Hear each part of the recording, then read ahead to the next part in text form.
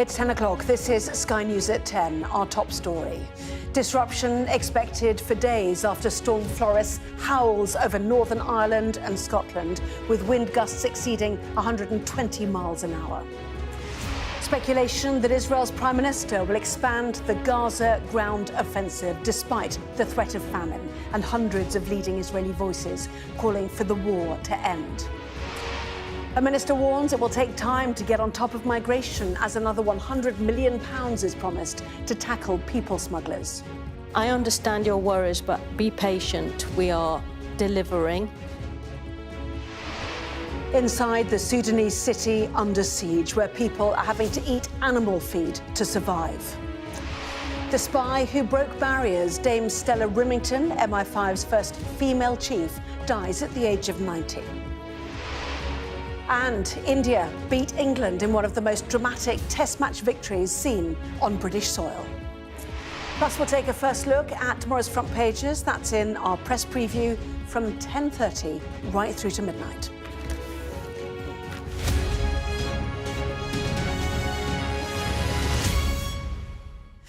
Hello there, good evening. The strongest and most dangerous winds brought by Storm Floris have been hitting Scotland tonight, with an amber warning indicating potential danger to life in place for one more hour. Well, gusts exceeding 120 miles an hour have downed trees over power lines, railways and roads, knocking out power and disrupting travel. Tens of thousands of homes and businesses in Scotland and Northern Ireland lost electricity. Yellow weather warnings stretching over northern England and parts of North Wales are due to last until midnight. Our correspondent Katie Barnfield has this report now from Glasgow. Roofs ripped off buildings. Planes struggling to land. As powerful winds from Storm Floris set in. In parts of Scotland, the gusts reached over 100 miles per hour. An amber danger to life warning in place across most of the country, with fallen trees causing chaos across the transport network. The high winds are having a huge impact on rail services today. Here at Glasgow Queen Street, for instance, only a handful of trains are still running, with most cancelled because of the severe weather. Several rail companies have also put do not travel warnings in place, with Avanti West Coast telling passengers not to even attempt travel north of Preston. It's very unusual for us to have a summer storm. We normally get them in the autumn and the winter. It brings extra challenges because the trees still have lots of leaves and lots of branches on them, and that can cause problems for overhead wires and for the train tracks. On an August bank holiday in Scotland, several tourist attractions have also been affected. The high winds shut both Edinburgh Zoo and Edinburgh Castle, while the Edinburgh Fringe Festival saw the closure of its iconic Pleasance Courtyard. The shows that had to be cancelled were predominantly the ones that were taking place in temporary structures, in tents, in Spiegel tents, outdoors. So we've obviously had to keep an eye on the safety of performers and audiences in that regard. Looking at the sky, I'm not that worried right now, but I don't know Scotland weather. In New Zealand, quite often something gets predicted and it doesn't actually happen. I'm doing a split bill in the Fringe, and my kind of other half in the show, she lives in Glasgow, so she couldn't make it over today. Which is a bit of a shame, really, because we got a really great review yesterday, and so, yeah, it's a shame she couldn't make it. The severe weather has also left tens of thousands of homes without power across Scotland, Northern Ireland and into parts of northeast England. With weather warnings staying in place late into the evening tonight, the effects of this unusual summer storm could last for days to come. Katie Barnfield, Sky News in Glasgow. There are questions tonight about whether Israel's Prime Minister will push for a major expansion of the Gaza offensive. Israeli media are reporting that Benjamin Netanyahu is leaning towards seizing the entire enclave, where the war is said to have already killed 60,000 Palestinians, on top of warnings that famine is unfolding. Mr. Netanyahu will convene his cabinet this week, when it's understood he'll make a decision. Meanwhile, a former Prime Minister and retired spy chiefs are among 600 prominent Israelis who've added their voices to calls for the war to end. Sky's Sally Lockwood has this report now from Jerusalem. The young man being mourned here was shot and killed in southern Gaza. He was called Ahmed and spoke to Sky News 2 days ago. We are tired. We call upon God and upon you to show mercy to the people of Gaza, to end this war and to allow humanitarian aid in. Our team met Ahmed as he was trying to find food. His death tells the story of a wider reality of the danger and despair that now defines life in Gaza. A group sheltering here from gunfire near an aid site. It's not clear who's firing the shots, but we hear reports every day of dozens of people dying trying to get food. This way is unsafe too. People fighting for food as it falls from the sky. Canada, now the latest country to join airdrop efforts. I wish they would just deliver aid through the crossing. This is not a humane practice. This aid brings death to people. The recent release of videos showing the emaciated state of 2 Israeli hostages has triggered international outrage and anger. Despite opposition from hostage families, it's thought the Israeli Prime Minister is planning to expand ground operations in Gaza. A senior official from his office reporting the objective is now to occupy the entire strip. The Prime Minister gave little away during a cabinet meeting. We must continue to stand together and fight together to achieve the war goals we have set, all of them: the defeat of the enemy, the release of our hostages, and the assurance that Gaza will no longer pose a threat to Israel. Later this week, I will convene the cabinet to instruct the IDF on how to achieve these 3 goals. But many in Israel, including Mr. Netanyahu's predecessor, are calling for the war to end now. I think the whole war in the last several months, probably more than a few months, is what we call a war of deception. It has nothing to do with the security interests of Israel. It has nothing to do with the future of the hostages, probably risking them. And it's basically a war to hold together the coalition and to save Netanyahu from the day of reckoning that will come inevitably when the war stops. Mr. Barak is one of 600 retired Israeli officials and security chiefs who've written an open letter calling on Donald Trump to step in and pressure Benjamin Netanyahu to end this war. So far, Donald Trump has stopped short of that, but he's once again expressed concern about hunger in Gaza. We want Israel to get them fed. We're giving some pretty big contributions, basically to purchase food so the people can be fed. This is a rare glimpse of what's left of Gaza. On an aid flight last week, Sky News was warned Israel may cancel the airdrops if we filmed shots of the ground. International journalists are once again demanding immediate access to Gaza, the lack of food and human suffering growing ever more urgent. Sally Lockwood, Sky News, Jerusalem. Well, back here, Number 10 has refused to say whether the government will recognise a Palestinian state if Hamas is in power. Sir Keir Starmer announced last week that recognition could come by September with certain conditions. Israel insists any such move would reward Hamas. Well, our political correspondent Rob Powell is in Downing Street for us this evening, and some difficult questions now for Number 10, Rob. Yeah, and I think that tension all stems from the fact that the main driver of that announcement by Downing Street, by Keir Starmer last week around recognition of a Palestinian state wasn't actually primarily around the formation of a Palestinian state. No, it was more about trying to put diplomatic pressure on Israel and in turn about trying to alleviate the suffering and starvation going on in Gaza. But that is where some of these questions flow from, because it leads to the appearance that you are attaching more conditions towards Israel than you are towards Hamas, and that eventually you are forcing yourself even into a position where you are giving Hamas what they want in the form of recognition. And I think we saw that in a briefing that we had today with the Number 10 team. There's usually 1 or 2 a day when Parliament's sitting. During the summer recess, there's only 1 a week. So it was a chance for reporters to dig into this announcement from last week. And 8 times the Prime Minister's spokesperson refused to answer a question about whether the UK would still recognise a Palestinian state if Hamas was still in power in Gaza, simply saying that when we got to September, ahead of the UN General Assembly, the UK government would make an assessment. So clearly leaving the door open. I think it is important to say, though, that the government insists it is making demands on Hamas and has been making demands on Hamas for a very long time, including the return of the hostages and the surrendering of weapons, and saying that Hamas would have no role to play in a future Palestinian state.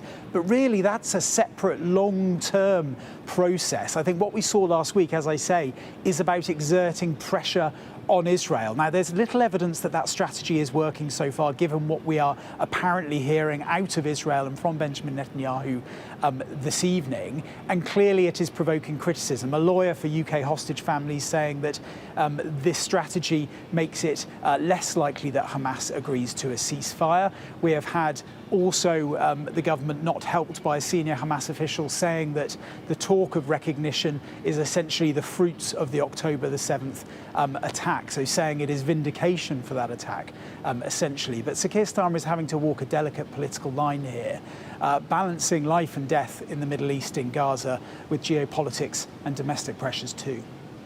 Rob, live for us there in Downing Street. Thank you. Be patient was the message from the Border Security Minister today after another weekend of anti-migration protests, mainly outside hotels thought to be housing asylum seekers. The government is pledging a further £100 million towards tackling people smuggling gangs. Some of the money that's announced today will go towards immigration enforcement, cracking down on illegal working, arresting people who have no right to be here, and detaining them and deporting them. So we are doing that work. I would say, I understand your worries, but be patient. We are delivering. We've had 25,000 people arrive in the UK illegally this year already. That's a record number, and there's 48,000 people since the election. And that's just putting more pressure onto hotels, onto communities. And whereas the government said that they would reduce the use of hotels, actually the numbers in hotels have gone up, and that's causing real concern and frustration in local communities. Well, today Sky News asked the Reform UK leader, Nigel Farage, if his rhetoric around migration is part of a Project Fear designed to scare people into voting for his party. Here's his response to our political correspondent, Mari Aurora. No, they are afraid. They are afraid. I dare you to walk through the West End of London after 9 o'clock of an evening wearing jewellery. You wouldn't do it. You know that I'm right. You wouldn't do it. And that's just in London, let alone what's happening in so many other parts of the country. And the genuine fears that mothers have, particularly for teenage kids. Well, the Office of the Mayor of London, Sadiq Khan, responded to Mr Farage's claims with the latest Met Police data showing crime is down in the West End. They say it shows personal robbery dropped 20% in the 12 months to June 2025 compared with the previous year, while violence against the person offences were down 8% over the same period. To Western Sudan now, where Al-Fashir is a city of 900,000 people held hostage. They're resorting to eating animal feed because supplies are blocked by surrounding paramilitary forces who've been at war with the army for almost 2.5 years. It is one desperate battleground in a conflict which has killed at least 150,000 people and created what the UN describes as one of the world's worst humanitarian crises. Our Africa correspondent, Yusra El-Bahir, has this report. This is a suffocated city, cut off from food and fuel for over a year. The volunteers keeping people alive are on the back of this cart. You'll die of hunger, he says, and no one will even care.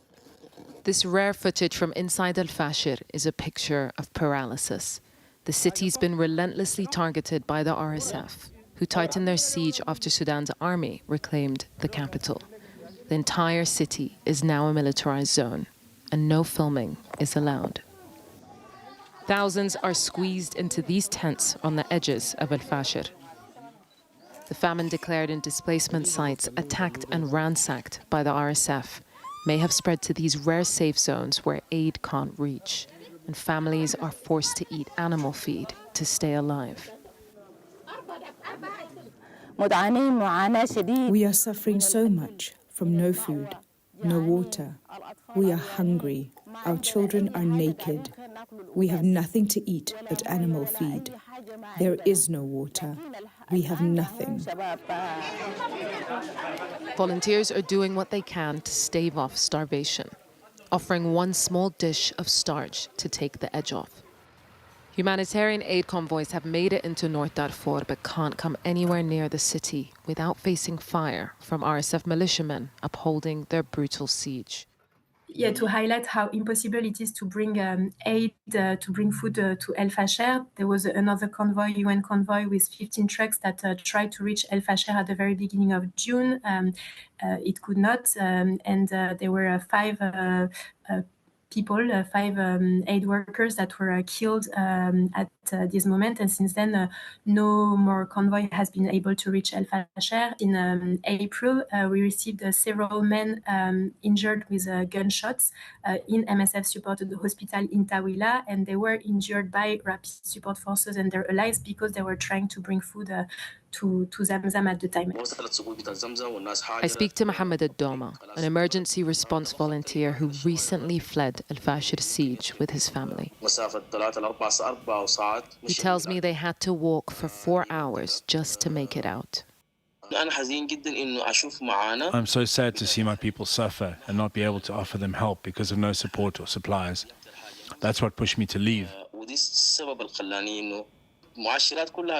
All signs point to there being a first-degree famine in El Fasher. These scenes confirm the brutal reality. El Fasher is most vulnerable, facing forced starvation from a harrowing siege. With nowhere to turn but God for relief. Yusra Al-Bagher, Sky News. Dame Stella Robington, the first female Director General of MI5, has died at the age of 19. Well, let's bring in our correspondent Alice Porter, who's here. Well, she had cats, she revealed, called Burgess and McLean, but this was a woman who was a trailblazer, you know, who pushed for transparency in this murky and secretive world. That's right, and she's not only a trailblazer within the UK, but she was also known internationally as well, because she was not only the first female head of MI5, she was the first female head of any intelligence service in the world. So extraordinary. And her career was pretty extraordinary as well. She began as a diplomat's wife in India in the late 1960s, and effectively MI5 asked her to do a bit of admin work, clearly enjoyed it so much. So when the couple moved to the UK, she started working full-time for MI5 in their various branches, including counter-terrorism, counter-espionage, counter-subversion. But it was in 1992, that's when she got her important role as Director General of MI5, the first time they've ever had a female to do this.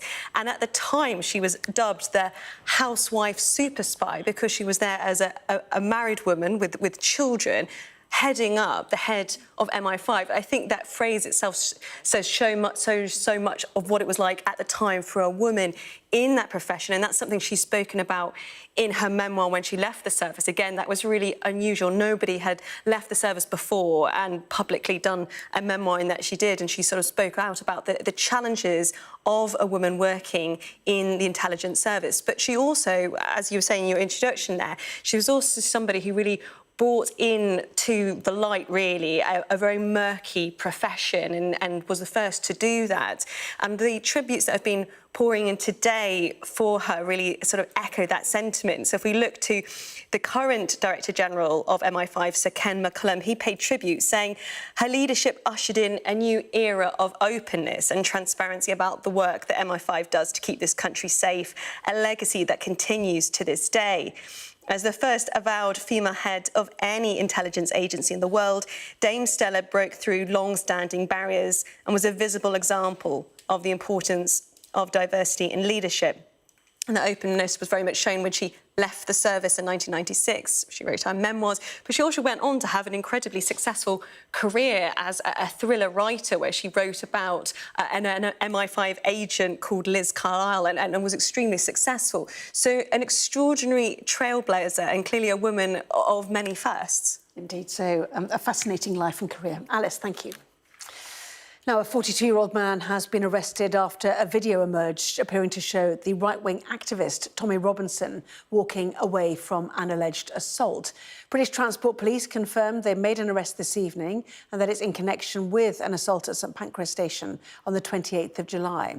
So some of the statement then from them: the arrest took place, they said, at Luton Airport shortly after 6:30 p.m. following a notification that the man had boarded an incoming flight from Faro.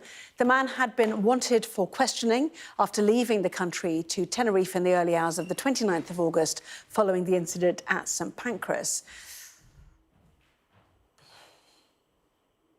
A 4-year-old girl has died after an incident at a swimming pool in Hanley. Staffordshire police say they were called to Waterworld just before 4:30 this afternoon. The girl was treated at the scene before she was taken to hospital, where she later died. Waterworld has said it will remain closed tomorrow. A world-first gonorrhea vaccine is now available at sexual health clinics across England. It's on offer to patients with the highest risk, including gay and bisexual men with recent history of a bacterial sexually transmitted infection. Now to CSI for Sea Life. The scientists investigating how the creatures in our oceans are drowning in plastic pollution. Other dangers lurk in the form of fishing nets, boat propellers, even military sonar systems. Our science editor, Tom Clark, went to find out what autopsies are revealing and warning his report shows images of an animal being dissected.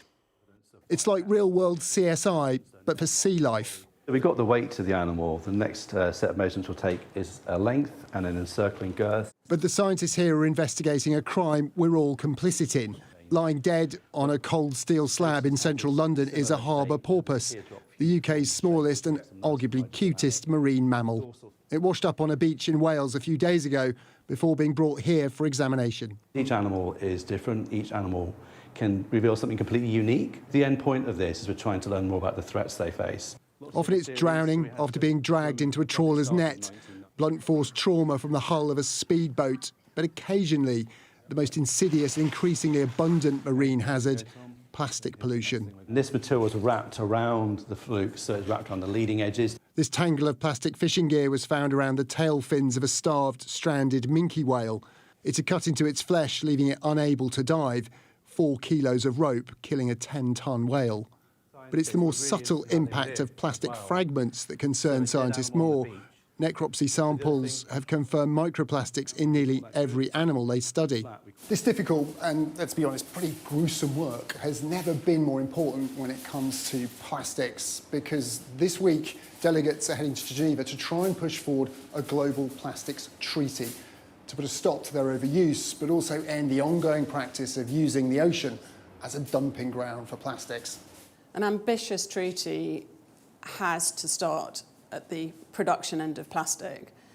Plastic, when it gets in the ocean, when you're looking down the line, is almost impossible to deal with. If you're thinking about something like a microplastic or a nanoplastic, the same size or smaller than a plankton, how can you possibly clean that up out of the ocean? The process is as smelly as it is gory, but before long the organs are removed and bagged up for testing.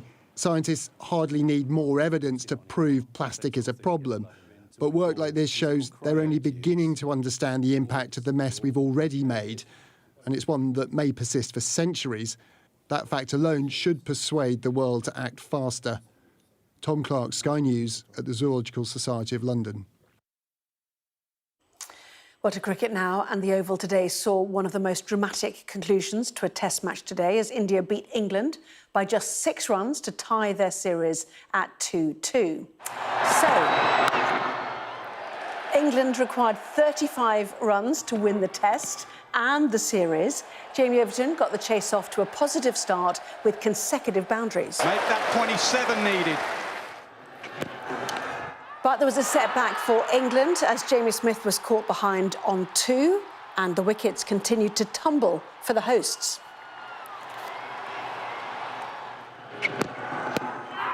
Now that's close. That's very close. Given.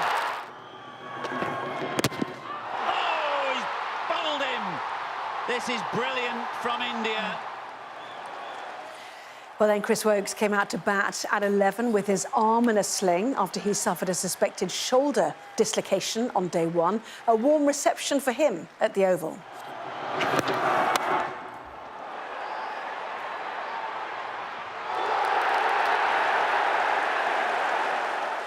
Gus Atkinson kept up the chase for England as he added 17 runs. Mohammad Siraj went all the way for 6 here. A famous win for India. This series is tied 2 apiece. But England fell just 6 runs short of victory.